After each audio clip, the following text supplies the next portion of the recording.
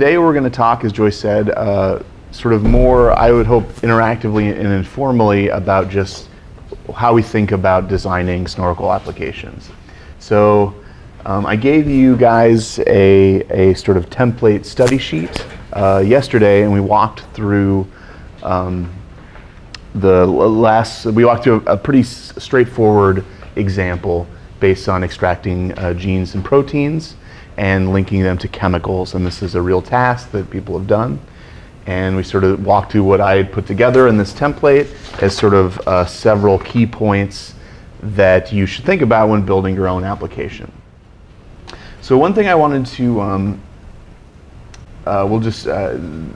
just to review, like the big thing you should think about when approaching applications is like, what do I really want to pull out of this information? Like, what do I need to pull out of these documents? And what's the utility of this information after I have it? And you should really think very carefully about these sort of two-level goals, even before you dive into writing a single line of Snorkel code, or even really like thinking deeply about your schema. Like think about your needs before diving into these things. So as I said, I divided these out sort of into 6 categories. The way that we're going to do this is, I gave you that example template. I've put together a couple other what I call case studies, and those would be real-world applications involving some machine reading or text mining. And we're basically going to think about how we can take those applications and fit them into a Snorkel setting.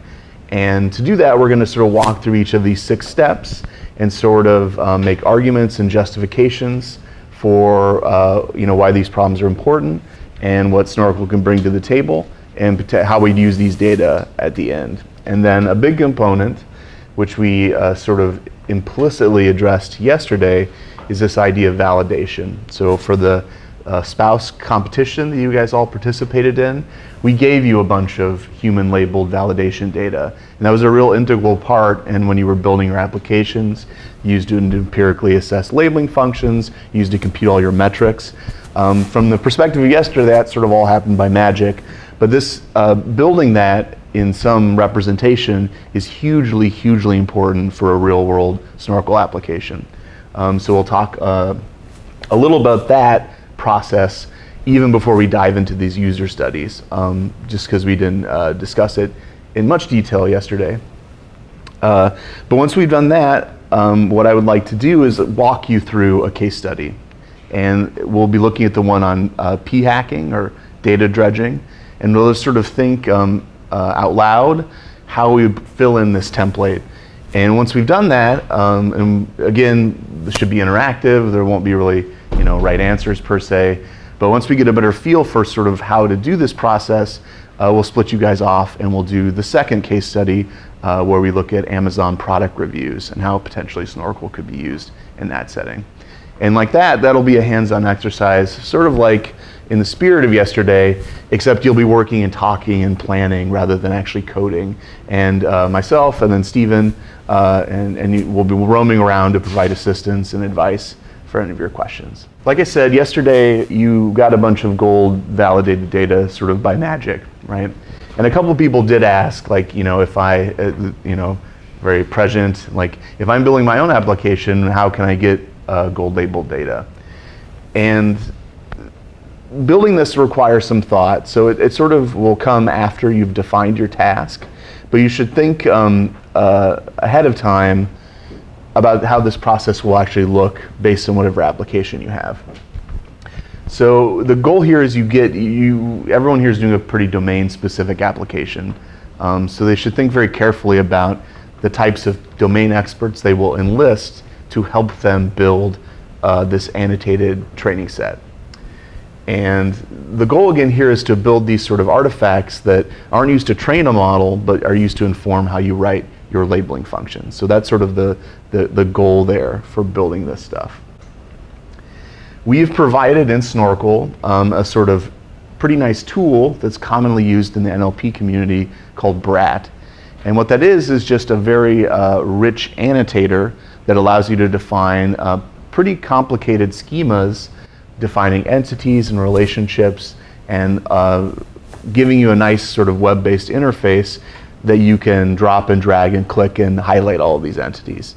And it's a very nice sort of workflow for building, for a lot of people in like the bio-NLP or bio-creative communities. They tend to use this tool when they build their curated gold evaluation sets. So there's a lot of existing applications and examples and work. So we've integrated this in Snorkel in a way that is as push button as we can possibly make it for simple examples like spouse, where you're dealing with primarily with binary relationships, or entities are pretty straightforward as well. So we give that to you sort of under the assumption that you'll probably be having collaborators and colleagues in a lab setting generate labeled data for you. So to motivate this with a real world example, myself and Allison Callahan, and we'll be here later today, we were doing a project on EHR data from Stanford.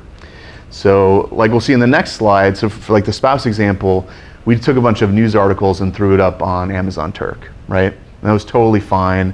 It came with some dollar cost, but it was super elegant, it was crazy fast. Like a couple days later, you had some triple voted on data set that you could then clean up a little bit and use as your validation.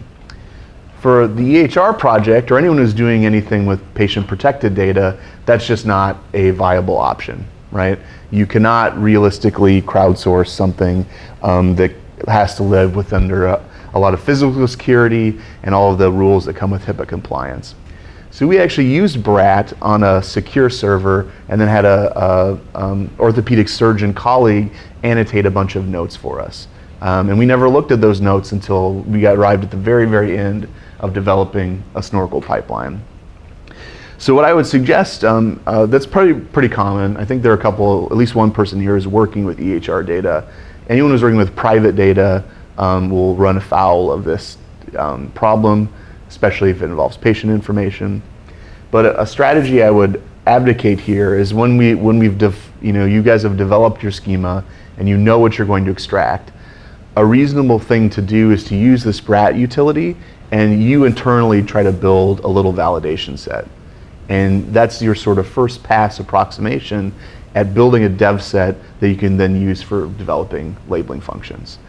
And once you've sort of sorted out the rough edges of that, you can give that same problem to the domain, one or more domain experts, as many as you can get is the best situation, and have them annotate a training set, a test set in isolation that you never look at, that you just keep closed away. And continue to develop on you can continue to develop on the set that you labeled. You could have your colleagues label an additional dev set for you, but never look at the test set and keep it to the side. And that's what we did for the spouse example, is that we gave you this labeled dev set by some Amazon Turkers, but hopefully you guys never looked at the test set, which is what we actually evaluated your final metrics on. And they'll be similar in distribution and similar in properties, but they won't be identical. And that's the way that, at least in the machine learning setting, we can arrive at a real estimate of like how well we'll actually generalize and apply in the real world on unseen data. Any questions with that? So has anyone used BRAT? Has anyone even heard of that tool before? Okay, well, a couple. So it's pretty nice. It has a sort of very rich meta language to define schemas that can get pretty complicated. But if you look at the Snorkel demo, it is actually pretty easy to use. So I recommend there's an advanced notebook in the workshop directory and also online on the GitHub repo that will walk you through that whole process, actually using the spouse data, so you can get a better feel of how you want it, if you want to use it in a real setting. If you're doing something that isn't protected, you have a lot more options available to you. You can do exactly what we did for the spouse's example and just outsource it to Amazon Turk or Crowdflower or any favorite crowdsourcing platform.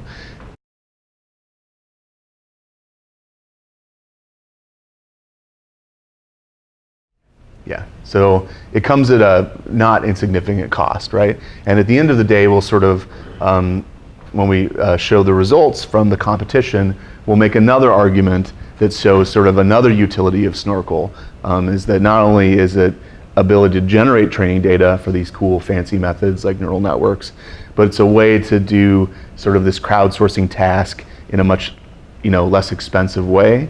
And for certainly like for stuff like my EHR project, it's nice to get the performance of crowdsourcing or better, but not have to deal with all of the PHI protected data stuff that prevents me from actually using crowdsourcing on medical record data. So with that, what I would like to do is just to walk through the very first case study on p-hacking. Who has heard of p-hacking or data dredging before, right? Yeah, so it's a pretty, there's always, I guess, some crisis in science bubbling in the background, but there's a real concern. There's a professor on campus, John Ioannidis, who did a pretty famous paper on how like all research is wrong, or we can't reproduce things. Psychology had a sort of crisis of faith a couple years ago on reproducing a lot of seminal studies. And there's this big issue at heart of how accurate is science, how much can we trust science, how much can we reproduce it. And one sort of clearly related phenomena to this is this idea of p-hacking or data dredging.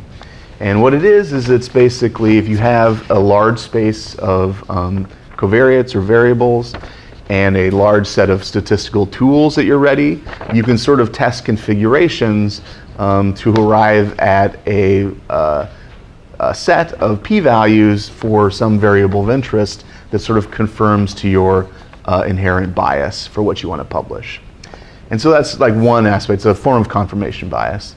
And then you sort of layer on top of it all of the misaligned incentives of science to publish or perish and sort of continue to churn publications, to continue to churn out novel publications versus publications that reproduce science. So you have sort of this miasma of mixed incentives that sort of cause stuff like p-hacking to be prevalent in science.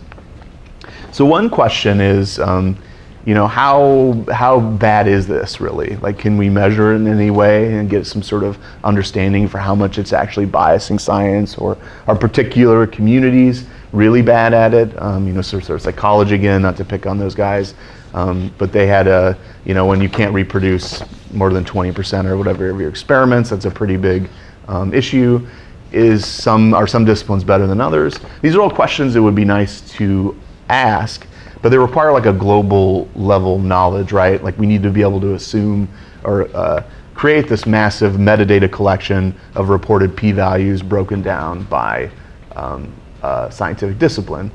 So hopefully, as I said that, you should think that's no big deal, because that's exactly the type of task that something like Snorkel was written to do, or really any text mining application.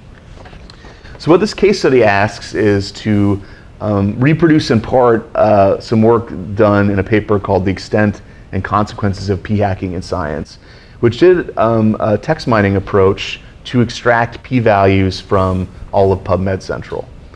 And my question to you guys is, hopefully the motivation is clear, right? Science needs to be right, we need to trust science. How bad is it? What are the systemic biases? The task overview, if I said there is utility in extracting all of the p-values reported in literature, because it gives us some insight on the statistical nature of what people are reporting.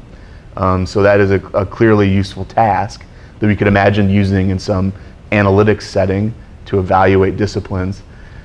And I told you have all of the open access literature, like all of PubMed. How would you guys approach using Snorkel to sort of address this question? It's fundamentally an information extraction problem, right? We want to pull out p-values. We've got like two great sort of immediate insights. Is one, regular expressions are a pretty good way to find things in text, right? And that p-values are reported in a somewhat standard format. You can kind of go into the weeds on how the variation there.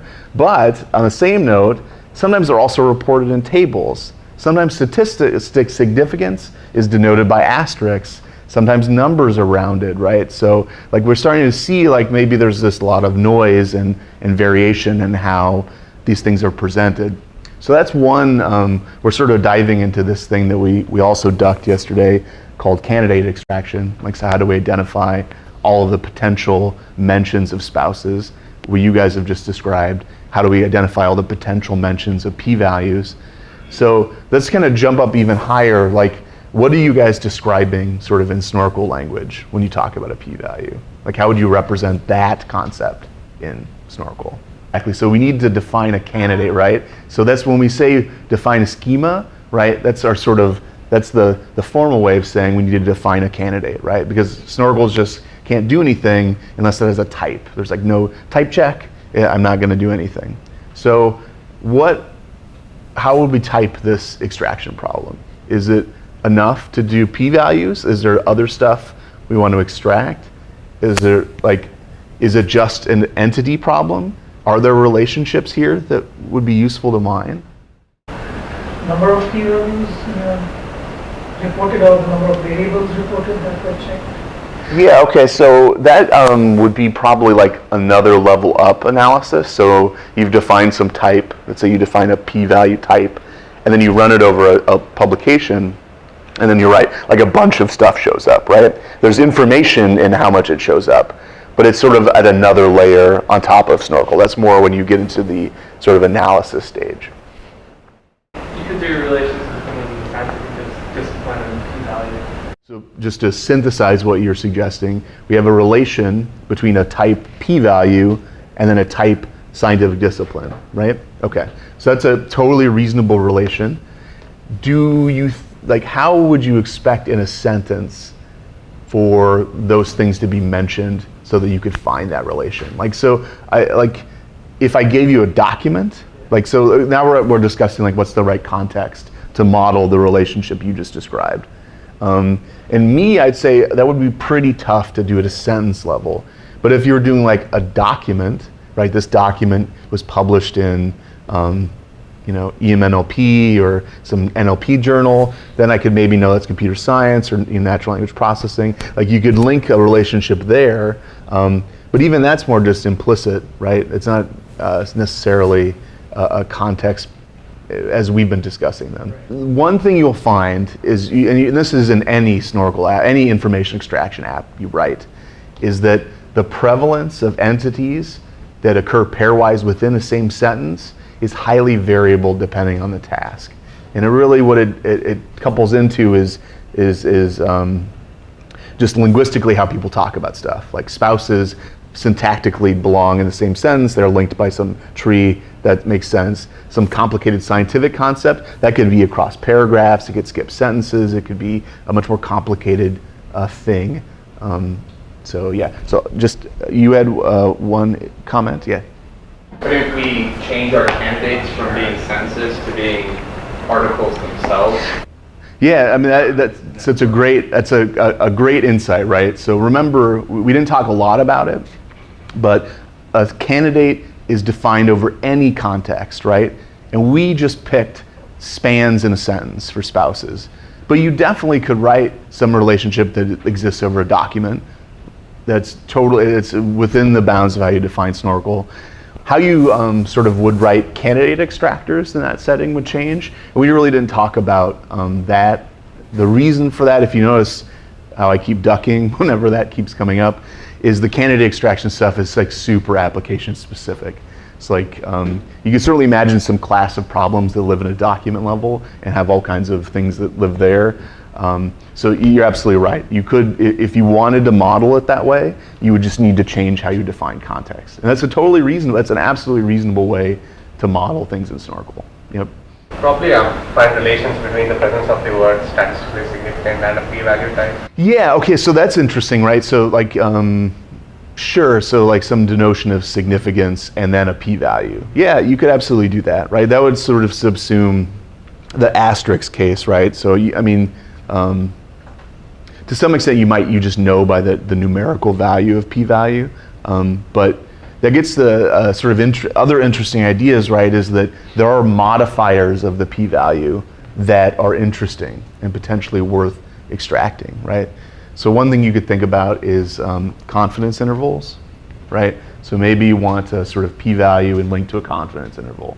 And you certainly could do that in a regular expression. A lot of things as you'll notice, strictly speaking, all the regular expressions you can dump into Snorkel, denoise, and then get a lift, right? That's sort of one of the big arguments for why Snorkel is useful, is that the actual authors of the paper I mentioned, they did exactly what Angela described. There's a supplemental material to that paper. They just enumerated some space of patterns and then labeled a very small set of validation data and then did some analysis across disciplines. So you could imagine pouring that right into Snorkel and then getting all the benefits of denoising and being able to scale to crazy numbers. And yeah, so I mean, it opens up a lot of, it strictly subsumes a lot of these ideas. It's more for the labeling function and heuristics for extracting p-value. So most of the sentences have like based on the p-value, so and so we can conclude that this is like this, or it usually spans across the next sentence that okay, this is what my conclusion is. Right, so, right. Like using if there is a helper function which can give us the next sentence. Yeah. So that's a great insight too. Is that if you know something like that. So let's say you observe a bunch of, well, we've all read a bunch of papers. We have a sort of sense of where p-values show up and how they're talked about. You could absolutely do that. You know maybe that the next sentence is really often very correlated or very linked to the p-value discussion in a previous sentence. You could write a helper function that just looks at the next sentence to try to extract stuff, or do all kinds of other heuristics to inform like a labeling function. So one thing, I mean, what I like about that point is that when you guys use the spouse example, we provided a bunch of stuff for you, right? Like we wrote a bunch of factories, there are a bunch of helper functions, but none of that, as Steven said, the minimal thing about Snorkel really is that label matrix and the generative model. Like everything else is just sugar on top of that idea. So you should be able to not only integrate that concept into really like almost any workflow, but you should feel not restricted within Snorkel as it is to write whatever helper function you want. So if you want a helper function that says get the next sentence, you should define this rich space of helper functions that can live in labeling functions or call other labeling functions. That's an important thing when actually building an app to think about. Cool. So these are all great comments. Do we have are there any other like things you might want to pull out or about p-values or modifiers or ways of representing this problem? Everything you've described is totally reasonable, right? This would be a totally reasonable way you could either model it as a span, like the person entity we looked at yesterday, which is just some regular expression that populates a bunch of potential p-values. We could model as a relation that looks at stuff like maybe statistical significance or confidence intervals linked to a p-value. We could look at a document level where we model a scientific discipline based on some heuristic or candidate generation method and links to a mention of a p-value somewhere. Those would all be fine, yeah. In this case where you could easily put together a nice negative set for yourself because you would just make sure that number is between 0 and 1. Yeah. So there's, again, this kind of gets into the candidate extraction stuff, like how do you enumerate that initial space of possible mentions? And there's all sort of different strategies and thoughts there. Like, do you cast a super wide net? That's probably the best strategy. But the cost there is you have to write more labeling functions, or do you have some heuristic that can really winnow the candidates where like anything that isn't in this range, I'm not even going to suggest as a p-value. And the advantage there is that you have less candidates, your labeling functions will tend to have less noise when they're applied to the candidates. So that is all a very reasonable schema, like I said, and that would be a totally fine way to approach this task. And if I asked you, like, how would you validate this if this were your problem? If you were assigned this task, you've come up with a good data set, you've come up with a good candidate definition, you've come up with a Snorkel app that say, how would you go about then validating this problem? So what I'm inartfully saying is there's sort of two levels of validation here, right? And there's often, for any real application, there's two levels of validation. One is, how well does just Snorkel do? How well do I just extract stuff, right? How well is that part of the pipeline performing? And then in stuff like this p-hacking stuff where you're doing an analysis on top of the generated data, there's probably some other level of analysis and verification that you would need to do. So like let's say you extract all the p-values from a document or something. Maybe you need to do some analysis on top of that. How do you potentially adjudicate mentions of p-values? How do you do all this sort of stuff like that? To give a more concrete example from like the EHR project, you can evaluate things at a mention level. Alice and I are working on this project where we're extracting mentions of pain and anatomical locations and sort of surgical complications. So essentially everything discussed in a surgery, you can really link and attach somewhere to the human body. And that information's not really in the coded data, so it's very useful to have. We can generate that at a note level, but that gives you just a set of mention level stuff, right? You need to then further aggregate that up if you want to say, you know, what's the exact prevalence of pain at this point in time, where in the body is it, you know, if you say like lower extremity and then later say, you know, right knee, like those are sort of saying the same things, like how do you aggregate up? There are all these sort of questions that live on top of the base level extraction stuff. And so it's worth, you should absolutely disentangle these two things. And the first validation for like this p-hacking project is you would validate the quality of extracting p-values. And then the next step would be some potential analysis on top of that, right? How would you validate the extraction of p-values? We certainly want to, like, hand checking is good. We also want to build like a test set, right? We want to do what the formal process I just described at the beginning of the day, is that you'd probably want to say, hey, colleague or grad student down the hall, could you label a bunch of papers from 10 different scientific disciplines, right? And because my question again was, I was interested not just in extracting p-values, but potentially looking at variation across scientific discipline. So I want to get a test set that validates validation and extraction, not only like at a rote, just, you know, random sample level, but am I doing a good job across all of the disciplines I potentially am interested in commenting on. So you have someone generate that set of data, and then you don't look at it, and you maybe generate a development set in the same way. You could use BRAT, you could use whatever, and that's the empirical dev and test set you use in Snorkel. And that's what you'd use to evaluate the information extraction component of this problem. Like the end of this is the utility argument, right? Or like, what does the analysis look like on the facts you generate? And that's, you're exactly right. So once you've generated that space of stuff, you can start looking at stuff like, you know, the distribution of reported numbers versus what you'd actually expect to see. And yeah, so right, so you're sort of getting to like the point of the paper, right? Is they were curious about reporting bias and surveillance bias and how different numbers get are numbers truly evenly reported, and they are not. The sort of point of this paper was there was variation by discipline, but if you were to do a meta-analysis on top of that, the sort of aggregate bias wasn't that bad. So the argument of this work was that systemically science is still okay, but individually people still sort of tweak the system. But it's exactly like what you said. It's these type of, you have domain knowledge about how statistically these things should look, right? If they were truly drawn with the distribution you were expecting. And because you know that, you can compare what you've measured against what you expect, and any variation you see you can use to characterize things like reporting bias and publishing bias and so forth. Yeah, okay. I'll synthesize for the camera and for everybody. So are you asking if it is possible to extract a hypothesis and then a p-value associated with that hypothesis with Snorkel would be the question. Yeah, I mean, I think that's a great idea. We've had people look at this.